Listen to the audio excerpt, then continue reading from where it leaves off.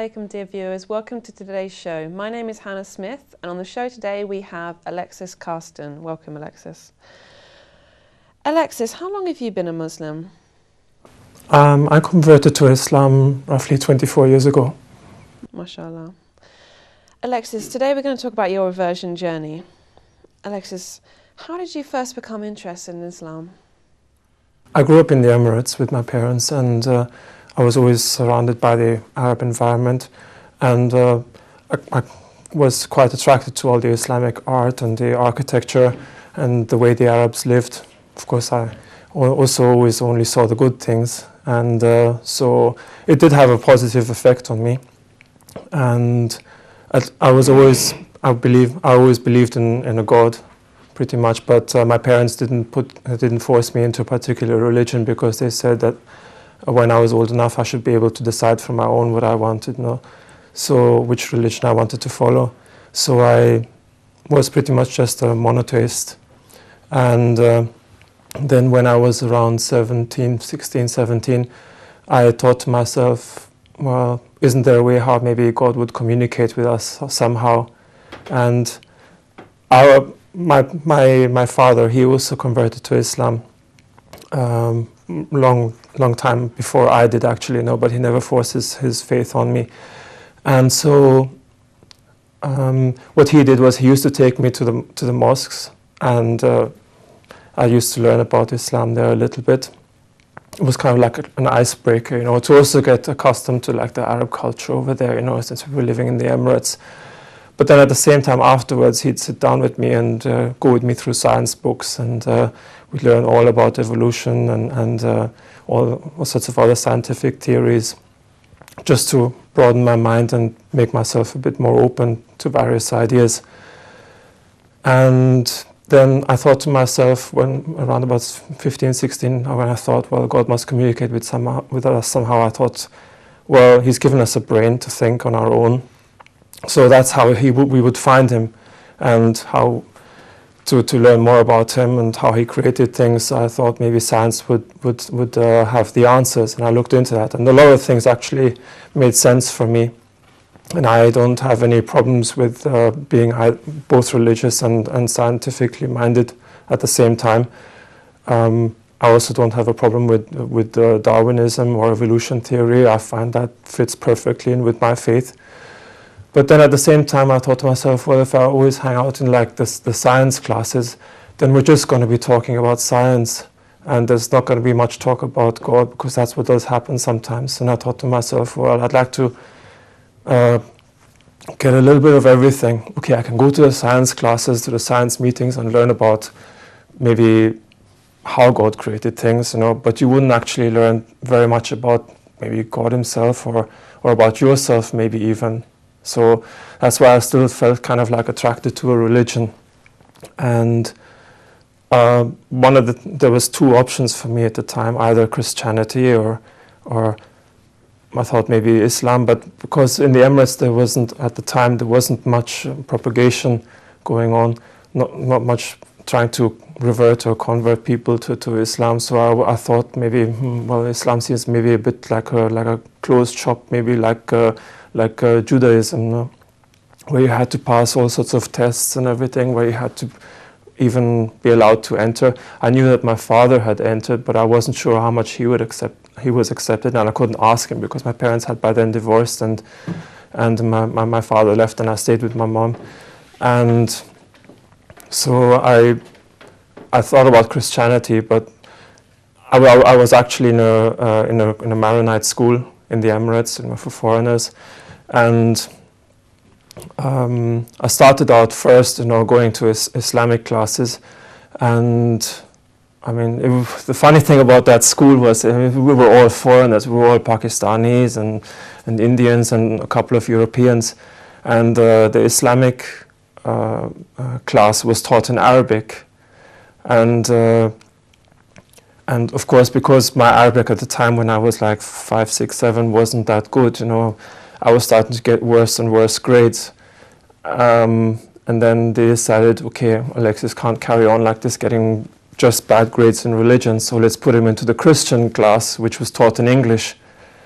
And I remember looking actually when the head teacher came in and said, "Right, Alexis, you're going into Christian class," I said, I looked at the teacher, and she, being a Muslim, seemed quite disappointed. And I mean, I wasn't a Muslim by that time anyway, but I just happened to be in that Muslim class. And I also looked at some of the class members, and they were like Indians and Pakistanis, and I'm sure that they themselves half the time didn't know what was actually being said because it was in Arabic, you know. So in some ways I even think that maybe they were even partially jealous of me, you know, because they maybe also wanted to escape. But anyway, so I ended up in Christian class and was introduced into Christianity. I didn't become a Christian myself, and one thing I did notice that every time when you read the Bible, it's just like, it's just all the gospel according to so-and-so and the letters of so-and-so, but where's the gospel of Jesus? You know, something that Jesus wrote himself. And I thought to myself, no, there's something wrong here, but I didn't go into it too deeply, because I was still a child at the time, so there's only so much that you can understand or willing to engage in. And then I just thought to myself, okay, let me just stay a monotheist, and I'll stay like that for a while. And so that was the situation for a long time. And then, like I say, when I was 17, 18, I thought to myself, yeah, I mean, I would like to have a religion as well, you know. I have my own thoughts, my scientific thoughts, and then have some kind of like religion going as well, where I can share thoughts about God with other people, which you couldn't, for example, do in science class, no? And I looked at Christianity once again, and I said, no, there's something wrong here, because there's nothing written by Jesus, and it's all hearsay and everything. And so I started looking into Islam, and at least there was a Quran which was introduced by Muhammad, so at least you had something that one of the prophets had at least left, you know. And so I thought maybe that might be a better option. And then also, because my experiences in the Emirates, when I saw how Arabs were praying, always how Muslims were always praying in the mosques, that kind of left a good impression on me. But still, I wasn't quite sure whether I was allowed to enter, being white, and how I would be accepted by the community. So I remember the day that I converted. I actually said to God, if I'm doing a mistake, sorry, but I just like this religion so much, and it kind of makes sense to me. Yeah, so I entered. Pretty much, it was a very quick process. Pretty much the culture and the devotion to faith, and some of the activities that I saw, and how it created a community amongst people, and I kind of like missed that. And I think one of the problems was also because when I went back to Austria afterwards, I mean, I was in the Emirates when I did my secondary schooling and then part of high school, and then I went back to Austria to finish my education, and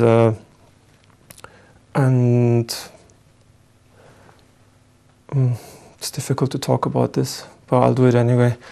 Yeah, I went back to Austria, and I found that because of the times that I spent in the Emirates, I just wasn't like other Austrians, and I really struggled to fit in, and I just kind of like wanted to go back to the times when I was in the Emirates, and like I say, when I was there, Islam left what I could see at the time from Islam left a good impression on me, and that was one of the things that attracted to me. And then, of course, also that Islam actually had a book that was written by the Prophet, you know. So that was something that made me know that there's less likely to be some manipulation of some kind or misunderstandings, as, for example, in Christianity, where we don't have anything written from Jesus himself. When I came back to Austria, I was around 15, something like that, 14, 15.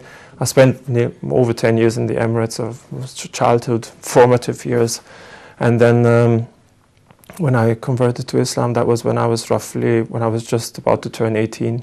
So I did try for 2-3 years, you know, to be an Austrian, but for some reason, somehow things didn't quite work out so well. No, you're standard Austrian, yeah. So yeah. Just simply that I was looking for a community to share my religious thoughts with, and have some kind of closer communication with God, you know, through through possibly a book. And the good thing about the Quran is it's quite vague on certain issues, so you can interpret it in different ways. And I mean, there is various tafsirs, but I was some time ago in a Husseiniya, and I heard about this scholar who had written this whole work about tafsir of Quran. When he finished it, people congratulated him, and he said, actually, no, I have to start all over again because I've learned new things. So how you interpret the Quran can sometimes be a very fluid process. You know, everybody is different, you know, so everybody can interpret the Quran differently, and that gives people a kind of freedom. And that's something that I like about Shia Islam especially. I don't think there really needs to be, because science can actually be something that explains how God created things. But at the same time, I feel that if you went into studying science with a religious attitude, then you're already setting yourself limits, and you're not as open-minded, I think. So I think when you enter a science class and do scientific research, maybe it's good to sometimes leave religion to the side so that you really, take all possibilities into account. Yeah, because there are scholars who will try to limit you, but probably with the best of intentions, or sometimes bad intentions. I don't know. It's just like the way people are, because they're always afraid that somehow suddenly a challenge might appear. So I think you can combine the two, but I think you should also be able to separate the two as well. I felt a lot more complete. Things started to make a little bit more sense, and things that were missing, like for example the religious aspect of my life, that suddenly was there, and I started buying books and tried to. I mean, there was no internet at the time. In '88, so the amount of information that I could obtain was, of course, limited. And I started out, because a majority of Muslims in the Emirates are from the Sunni group. I decided to be that as well, and so for the first year and a half, I was a Sunni, and I still didn't go to. I tried it. I wasn't sure whether I would be accepted by the Arabs, for example, even in Austria. So I didn't really go to too many mosques because, like I say, I wasn't sure whether I would be accepted. And sometimes when you go to these places afterwards, there were a couple of things where people think, well, are you maybe working for the government? Are you a spy, to check things out and everything? So there were some concerns that I had how I would be received, but most of my concerns, they were actually unfounded, as I discovered afterwards. Yeah, I tried to get books, about how to practice, how to pray and all these various kinds of things. The one problem was that you can't at that time. I mean, it's everything different. It's almost unimaginable today. With the internet, you just go there on Amazon, how to pray, and you get the book, and it's all over. You just everything's sorted. But at that time, when you went to the bookstores, especially in Austria, I don't know what it was like in '88 in England. Most of the books, they were Sufi Islam. And I tried to read them, and things got really, really complicated. And I thought to myself, oh my God, you almost need a PhD to be a Muslim, to understand some of these things, And I just tried to pick up bits and pieces from wherever I could, and yeah. It was actually during one of my many visits afterwards, to the Emirates, because my parents were still there. My parents were still there at the time, and I met a Shia person, and we started speaking about various things. I told him that he asked me whether I was Sunni or Shia, and I said I was a Sunni, and he quickly said to me, "Okay, so you believe that only the Prophet was infallible?" And I said, "Yeah." So he said to me, "So if everybody else was fallible, Isn't the likelihood that people might have misunderstood him, and that the same problems that happened in Christianity afterwards might have happened in Islam as well? I didn't really have an answer for that, And if you look into Islamic history, you see all the companions afterwards infighting, having wars. People got killed. 40,000 people, and you think to yourself, well, these are serious issues, and they might have somehow affected the way how Islam was understood afterwards. And I thought to myself, well, it would make kind of more sense to have some infallible people after him, who after the Prophet, who could explain the religion over and over again to make sure that the message sticks this time. And the other problem that I did come across in Sunni Islam was that we were made to believe that Uthman organized the Quran afterwards, and I thought to myself, well, if it was organized after the death of the Prophet, how sure can we be that it was organized correctly? Because if the Prophet wasn't there to make sure that it was done in the way he wanted it, then anything could have happened. And I heard about the story about how there was 80 people who learned it by heart, and how they were all sent into wars afterwards, and until all of them, most of them died, there were only like 12 left. And I thought to myself, isn't this like the Pentagon sticking all its military information into a tank and sending it into battle, and if it gets blown up, they got no more information? And I thought to myself, well, maybe they sent them into battle because, they didn't like him so much. Maybe they knew something that maybe certain rulers didn't like so much, and maybe there was a conspiracy theory. All these things start coming into your mind. And why were only 12 left? Because maybe they were easier to manipulate or convince than the 80 previously. And then there are these hadith, for example, that Aisha had a verse, and that was eaten by a goat. And then I wasn't sure if there was another hadith which said that somebody else had a copy of that verse. So do we have it? Do we know what it was or not? And then it was all in parchments, flying all over the place. This guy had some, this guy had some. And I thought to I just thought to myself, if the Prophet was here with us as a prophet for 23 years, who writes a dissertation or a PhD or a master's thing without organizing things during his lifetime? So I thought to myself that this is all getting really confusing, and why leave it? Why, they say that Uthman organized the Quran afterwards. Why leave it for I think we're talking about 23 years, 25 years after the death of the Prophet to organize the Quran? And they say well, the people learned the book by heart. What book? There was no book according to you if it was all parchments flying all over the place. And they say people learned it by heart. Well, most of the people who learned it by heart were sent into wars and died. And then, of course, the great mass of the population, they only knew certain bits. Otherwise, they wouldn't have been Huffaz in the first place.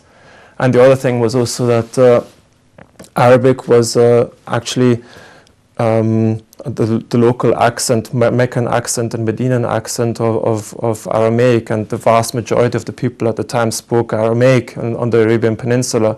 So their grasp of Arabic would have only been as good as maybe like a German person's grasp of English. Good, but there are issues, no. And if Arabs already struggle, sometimes they admit this, to understand the Quran and its meanings. Now, how much struggle would the Arabs at that time, moving from Aramaic to Arabic, have trying to understand the Quran, and how much would that actually affect the understanding of the Quran? And then also another issue was also the adding of the diacritical letters, because during the time of the Prophet, all the Arabic letters didn't have the dots. So from the shape, you could have from the gist of the sentence, you would understand its meaning of the particular word. But then, of course, language develops, words die, and new ones get created. So all that might also affect the understanding of the Quran and how maybe it was memorized. So the whole thing just simply didn't make sense anymore. And I thought to myself, well, if I'm going to be a Sunni, I'm going to be in the same mess like the Christians, because they also believe that their book was written after Jesus. You know, they say, okay, was inspired by the Holy Spirit, but Sunni Muslims don't even have a Holy Spirit, so you got absolutely nothing to stand on. So I just thought to myself, no, this can't be right. And the Shias at least said that the Quran was compiled and organized during the lifetime of the Prophet by Ali, and then afterwards, when he tried to introduce it, people rejected it. So the thing that I always hear is that the Quran that we have today is not exactly in 100% order, but at least everything is there. Sunni Muslims make up 85% of the world's Muslims. Why do you think they accept this arrangement that you've questioned so critically? Why do you think they don't reject it and accept the Shia idea? The thing is, I was a Sunni myself for a year and a half, and I consider that actually to be a blessing, because it can help me understand the Sunni mind much better. I think my Revert experience would have only been half as much if I hadn't been a Sunni first. I actually feel sorry for everybody who entered Shiaism straight away, because I think you really missed out on something. Yeah, understanding why people are the way they are, and I think with Sunnis it's just the absolute fear, tyranny. You know, the tyrannical. Maybe tyrannical is not the wrong word, but the absolute fear, the terror, you know, of criticizing any of the companions. And I think Sunnis have to realize something, that they are the only people on this world who say that there was somebody and everybody around him was good. It's just everybody. You ask anybody, yeah. I mean, probably if you even ask Sunnis, you know, nowadays, and you go to them and you say, is it possible that everybody, when you go to a place, that everybody's going to be good and bad? And then even Sunnis will say, no, there's good and bad people everywhere. And when it comes to the Prophet and his companions, oh no, they were all good. Yeah. So I think it's just the fear that they have, and they're the only ones. I mean, you ask a Christian about the companions of Jesus, and you'll be straight honest with you, and you'll say, yeah, Judas betrayed Jesus, and apparently brought him to his crucifixion, and Peter betrayed Jesus in the last night 3 times, as he predicted. And you ask Jews, and they say, yeah, Moses went up the mountain and came back and saw all his people dancing around the cow.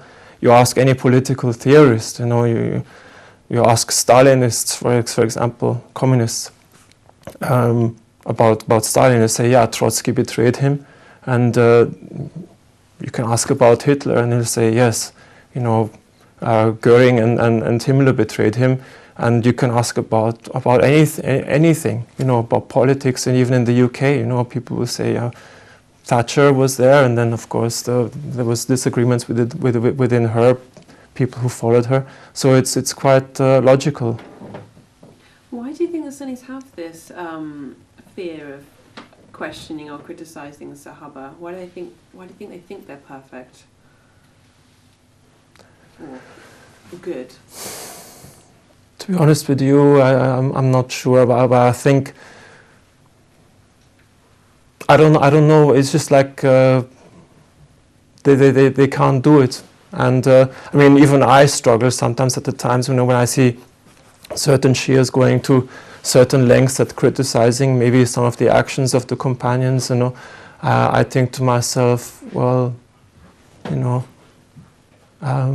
this is a bit harsh, maybe, you know, but then on the other hand, you know, we know the other side of the story. So I think it's just simply fear that's been instilled into them about criticizing any of the companions, or about even looking into Islamic history and how that might have affected understanding of Islam. Yeah. Let's get back to your story. How did your life change after you said Shahada and became Muslim? For example, how did your social life change? How did your family react? Or how did your family life change? How did you find it at work? Um, Initially, it was like a honeymoon period, especially when I was a Sunni, because things were quite relaxed, and I was sort of like in control about a lot of things. And then afterwards, when I became Shia, as well, there was a period where things went well, and I mean, with me, the situation is a bit complicated because when I became Shia, that's when through this Arab that I met in the Emirates, I sort of like lost that fear of mixing with the Arabs, and I felt okay that they would accept me for being a Muslim, and they wouldn't think that I was up to some funny business or whatever. So I started going, and the only mosques that I knew in Austria at the time were Sunni ones that I could find. So as a Shia, I went there and I spent time with them, and I mean, I must say, I mean, some of these people, they were really good to me. I mean, I used to go to this one Shafi'i mosque, and there were some Wahhabis there as well. And I went there as a Shia, and I was accepted, and there was no problem. And there was even a time when I was praying in Jamaat prayers together with these Shafi'is, and even surrounded by Wahhabis, Salafis. And the funny thing was that Emirati, that Shia, he gave me as a gift, he gave me this super huge American-sized, almost super turba. It was a huge thing like that. And it came with 2 carpets. Yeah, and I don't know. I just took it also when I went back to Austria, and I prayed with it. Amongst the Wahhabis standing next to me, they did look a bit shocked, I said, "What's going on here?" And I explained to them about everything, and they did accept it, So my personal experience with Wahhabis in Austria wasn't that bad. It was like that in the 80s and 90s. Maybe nowadays in today's environment, because of the increasing problems in the Middle East, the same thing wouldn't happen so easily, and like I say, I mean, we discussed certain things, and for a moment I wasn't quite 100% sure anymore, because there was no Shia places that I knew where I could go to. So being influenced by a lot of this Sunni thought, I thought to myself, well, maybe somehow they've got a point to maybe mix the two somehow. So I mean, I think I even did then I started doing some Sunni things again, and I was sort of like half Sunni, half Shia, and I think I even did my Taraweeh prayer on the turba. So I mean, it was all a very good atmosphere. And then one day, an Egyptian came in, who was a guest to the center. And when he saw that I was a Shia, he started screaming, and he said, "You got a Shia in your midst, and that is outrageous. You're all becoming kuffar and everything." And all these Shafis, and even this 2 Wahhabis that were always they just threw the guy out, and they were very protective of me. So that was very good. But then, and I also thought to myself, well, if I was Shia, then things get very difficult, because you have to look into history, and you have to be very critical of this person and that person, and things can get quite complicated, and it doesn't seem so easy, and sometimes you just want to go the easy way. Maybe that's also, they just want the easy way out, they just don't want to get involved in all these kinds of issues.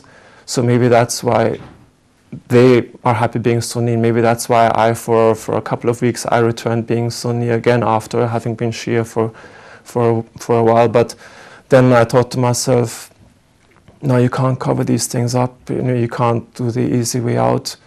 I mean, this must have somehow affected the faith somehow, all these problems. So I returned to Shiaism, and they, I guess, my Wahhabi and Shafi'i friends, they were okay with that, to some extent. Of course, they were disappointed, but everybody is different. And like I say, that was the good time.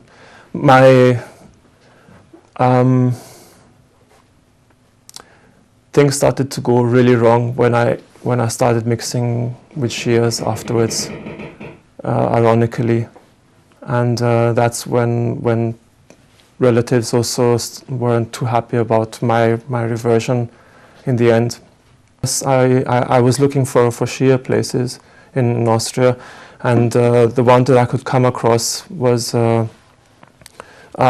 saw the magazine in one of the Sunni places where I used to pray as well. No, it happened to be lying there, and I picked it up, and I decided to go there, and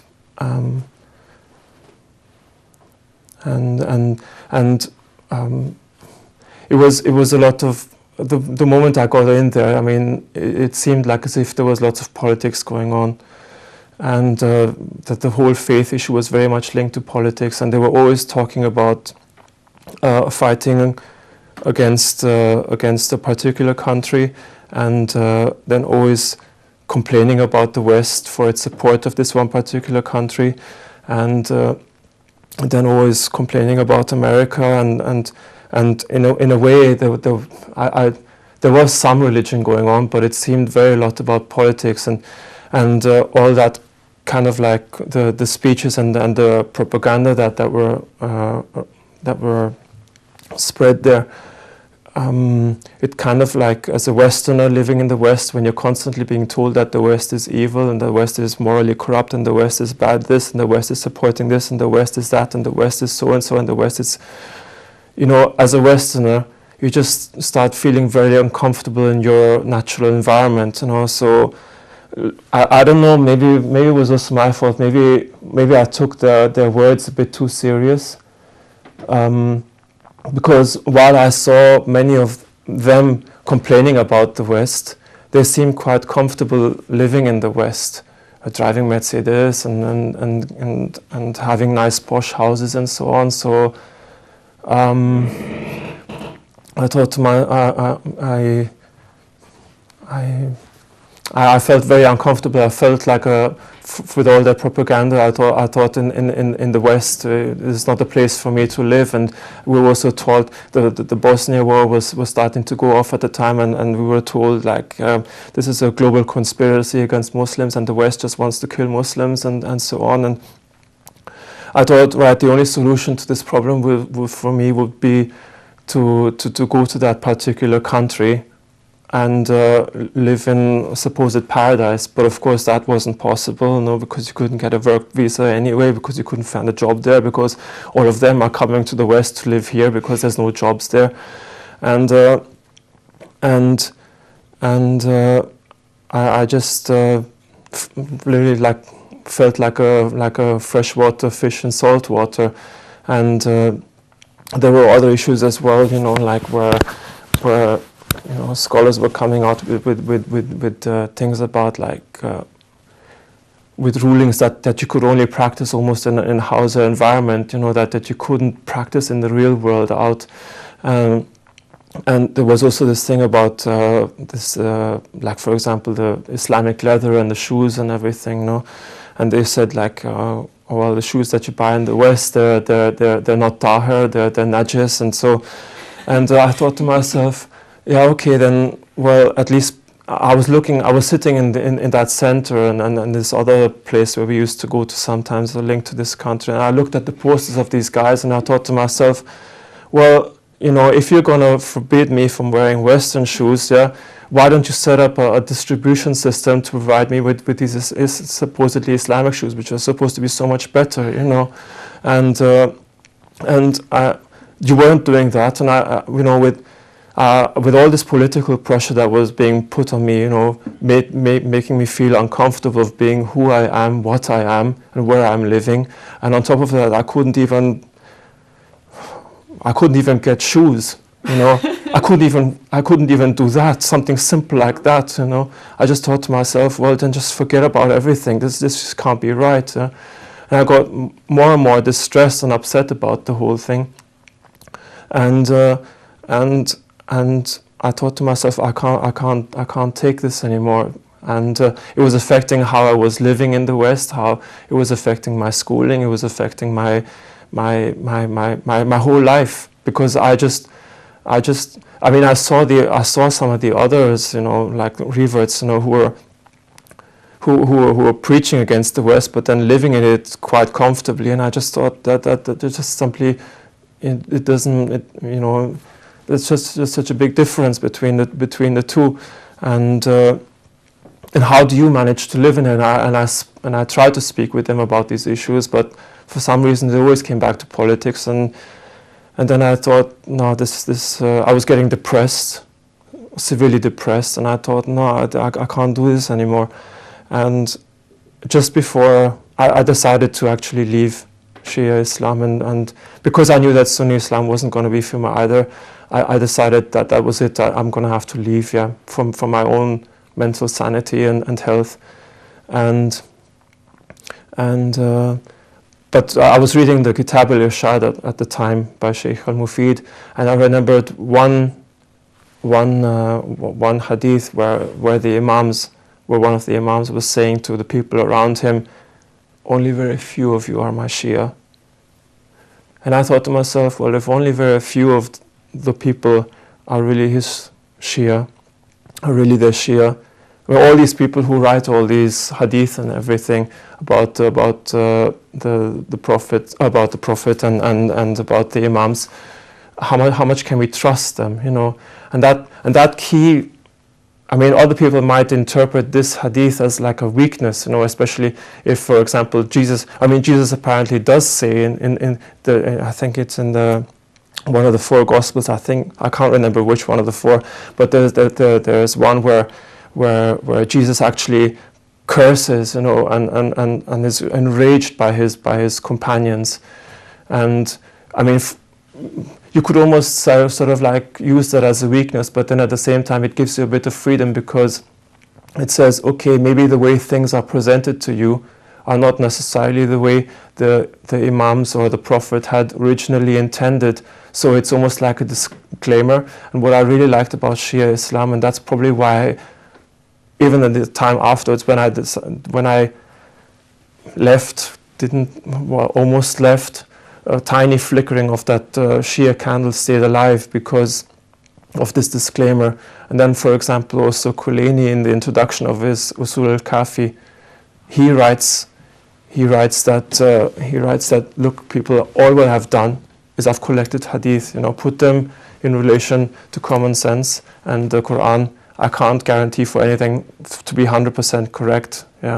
So this kind of disclaimer makes you in charge as a person, and gives you that certain kind of freedom, and that's the reason why that afterwards, when I decided to leave Shia Islam and not practice Islam for nearly 15 years, that's why somehow deep inside me that candle stayed alive, and that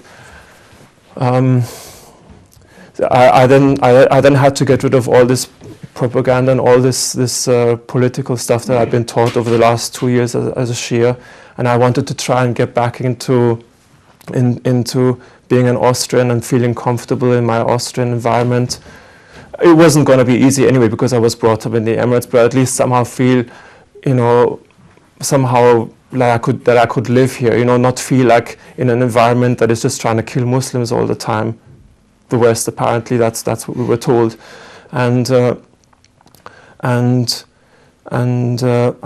I thought try to be like other Austrians, but of course at the time I wasn't like into all this raving and clubbing that was starting to take off, and various other activities. I was never the great womanizer either, so that wouldn't work. So, and I just thought, just be myself, but it wouldn't be nice, to have something, where you have like a community thing going on at the same time. So to get rid of everything that I had been taught over the last 2 years, I then joined right-wing movements to become more Austrian, at least somehow, and I joined various organizations and did various activities, but somehow during all the German fencing and the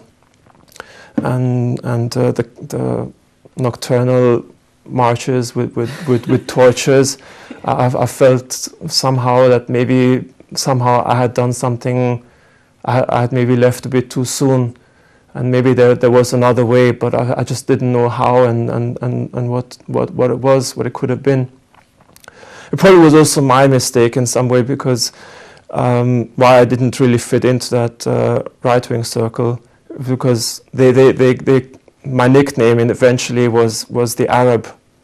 So and the reason for that was when we used to go like to restaurants and other places, you know, with their wives and girlfriends. When the Arab florists, you know, it doesn't happen so much over here in the UK, but for example in Austria, you have these Arabs selling flowers, you know, in restaurants and bars and everything, you know. And while all my comrades, they were buying flowers for their wives and girlfriends, I would always take the opportunity to speak with these Arabs, you know, to keep because I was starting to learn Arabic at the time. I started to learn Arabic when I was a Muslim initially, before just to understand the Quran better and to mix better with the Arabs, you know. So I wanted to keep that going as well, and like I say, speaking to these Arab florists in Arabic. Probably, I mean, at some point, various points when my comrades, they were actually looking at me and saying, "Why are you actually with us?" You know, whereas some others would actually say it's actually a good thing, because because if we have Alexis, our Arab, you know, then people won't think we're right-wing extremists. We're just right-wing, but we're not extremists, you know. So we're modern. We're going with the times. We're reformed, you know. So that. But eventually, you know, there were just too many differences that appeared, and I couldn't go along with some of the things, so we decided to just stay friends, and I left the various organizations, and then I just floated around a bit, and then I didn't really feel too comfortable in Austria anyway, so I thought, let me give something else a try, and I went to visit some friends in the UK. And I was starting to work in television at the time, and I went to the UK, saw that there were many more channels there than in Austria, and then I decided to move to the UK and live here, and it was a bit more open society. And the thing was, like, for example, in Austria, if you're different, then everybody stares at you, but in the UK, if you're different, then people don't really care so much, so you can get away with a lot more in the UK than you can. Am I talking too much? No. Okay, because you haven't said anything, and you're sometimes gasping for breath. No, okay, fine. Yeah, so living in the UK made me feel a bit more relaxed. I could be myself without people staring at me all the time, and I still for a long time thought to myself, yeah. Maybe just carry on floating, you know, without any religion, because my experiences were already so bad. I did occasionally at the various places where I worked, I did meet Muslims, and I thought to myself, no, should I give it another try? Maybe, you know. Then I made initial starts, and I thought to myself, no, my experiences were so bad, and I thought, no, can't be asked, no, I can't be bothered, no, I don't want to go put myself in that same kind of experience again, where I feel like the whole environment is trying to kill me, you know, because I'm a Muslim, and the whole world is against me. There's a conspiracy theory, you know. So then afterwards, in 2007, I was caught up in a situation, and I said, I was quite desperate, and I thought, and I started, I mean, I hadn't prayed for the last 15 years pretty much, no, because of the experiences that I had. And I said to God, you know, if I get out of the situation, I'll give it one last try. And I got out of the situation, and I thought, right, okay, now I have to keep my promise, no? So whatever I could remember, I mean, I couldn't even remember properly how to pray anymore, you know. So luckily, internet was available by that time. So there were certain things I could obtain, you know, and I got from the internet, you know. And I started practicing a little bit, but I kind of like knew what I wanted to avoid this time round, and I started practicing again, you know, of course, with various mistakes and things like that, you know. So I thought, okay, let me try and improve on that, and let me try and mix with Muslims again, you know. And I thought, well, should I as a Shia hang out in Sunni places, because I feel a bit more comfortable, because there isn't all that political pressure there. So I thought about that, and I started hanging out with, because I also enrolled in university at that time and started studying Arabic and international relations, and I hung out with Sunnis, and I felt, even though there were these differences between us, I felt really comfortable and relaxed. They weren't so much into politics. Of course, they also had their certain issues, but it wasn't as extreme as the experience that I had before with the Shias that I met in Austria. And of course, they were also trying to convert me to their path, but then I didn't quite feel too comfortable with that because of the various issues about the Quran authenticity and various other issues. I thought, well, let me just see if I can go to some Shia places and maybe get some information or mix at least with some Shias. Let me keep an open mind. Maybe I can meet different kinds of people this time round. And the only place that I could find immediately straight away was the place in Maida Vale. So I went there. People were quite friendly and welcoming. And I think pretty much on the first day that I was there, I was also given a book, and it was a political Islam book, And my hands are shaking thinking about this. And I opened the first page, and there was a portrait of a person, and I just thought to myself, I can't believe that I'm going through all this again, And I just thought to myself, this can't be right. I mean, maybe these guys are doing this with the best of intentions, but the outcome can be pretty much a disaster for some people, So I just thought, no, I can't handle this, and it was luckily at that moment that I met another person, and spoke to him, and he said, I'll take you to another place, And then I went to Husaniya in Cricklewood Road, in Cricklewood, and Iraqi place. And over there was, politics wasn't an issue. It was just purely about faith. And I just felt so much more relaxed there. And of course, I love mixing with Arabs because I grew up in the Emirates, and I do love them as people. I mean, if I can say that, So I felt really comfortable in that environment. And like I say, the political pressure wasn't there anymore. And so I could just simply be me. Of course, there are times when, I'm not an Arab, So when I go to these places, then there's only so much that I can accept, And then there's issues where I have to say, right, I'm European. I don't want to offend, but I can't follow you on this. And I think that's maybe one of the problems one of the mistakes that reverts make is when they go into various centers, they go in there and they see Iraqi culture, Pakistani culture, Khoja culture, and they criticize it and say want it to be more about Islam. But how can you? I mean, these people are Iraqi, Khoja, Pakistani. Of course, they're going to practice things their way. I mean, how can you, as a white or a black person, go in there and tell them that they shouldn't be the way they are?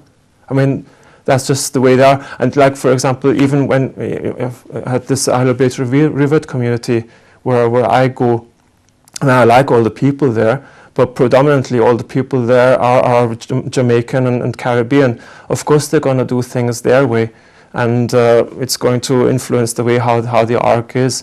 And I can't go in there and say, right, I want things the Austrian way. I can't go in there and even on simple things, I can't go in there and say, right, okay, for lunch we're always going to have sauerkraut and Apfelstrudel. No, it's going to be jerk chicken all the way, all the time. So that's I think you just simply have to accept, and like, for example, the various Hussaniyas that I go from, all the people in the Arabian Gulf, Kuwaiti Hussaniyas and Iraqi Hussaniyas. When I go there and some issues do suddenly come up, the experience that I had is that they then say, okay, Alexis, you can't follow us in this thing, you can't accept it. Okay, it doesn't matter. Leave it. If you don't understand something, leave it to the side for the moment. Maybe you'll get it afterwards. I mean, they think it's the right way because, you know, it's the way they would do it in their culture. And, you know, you can't blame them. I mean, that's the way they've been brought and that's the way they understand it. But they say, if you don't understand this for the time being, just leave it by the side and do all the rest as long as you stay in the club, pretty much, so to speak. Yeah. Yeah. One last question, Alexis. So now you're back on the Shia path and you're practicing and you're getting involved with the community. What do you feel you need now to progress in your faith and continue on this journey? Without any more mishaps, inshallah. Just pretty much keep an open mind about things, you know, and just never forget who I really am. And like I say, the one thing about Shia Islam that I really like is that it is the only faith that comes pretty much with a disclaimer, and you can kind of like interpret whatever you feel is right, you know, into it, you know. Wonderful. Thank you for coming, Alexis. Okay. Thank you. Assalamu alaikum, dear viewers.